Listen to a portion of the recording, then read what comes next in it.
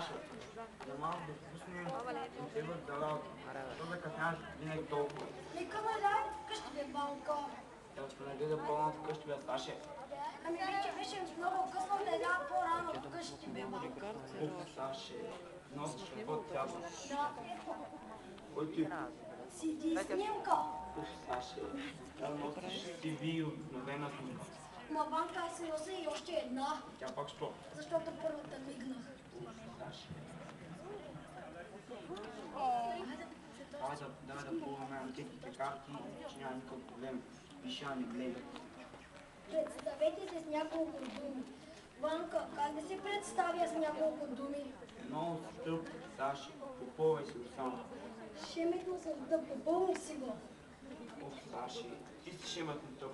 Не да пишеш в анкетата, че си шеметно тъп. Какво да пиша на бе, Ванка? Нали трябва да се представя? Ами представи се ден. Как? Осмел, знаеш кой е Паганини? Не знам. Ами ето пиши, не знам кой е Паганини. Браво, Ванка, много си умееш, записвам го. Слушай, Ванка, то какво образование имаш? Ванка, аз какво образование имам? Не знам, Саше, може да е бедно. Чакай да погледна много. Ванка, моето е много малко. Ще го запиша.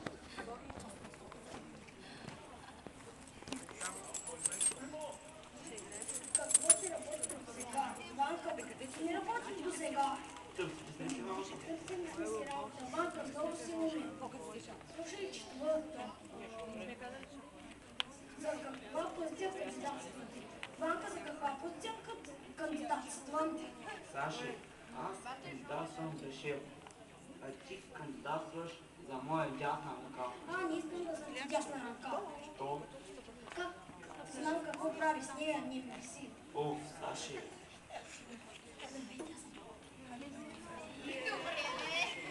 Здравейте, аз съм Попов. Здравейте, аз не съм Петър. Той е Ванка, аз съм Саша.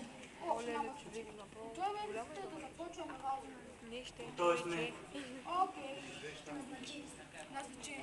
Че тук бе. Искам за един час всичко да се... Банка.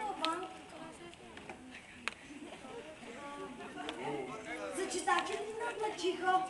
Чисто си тъп, Саше. Щом иска толкова да светне, значи не е да електрифик.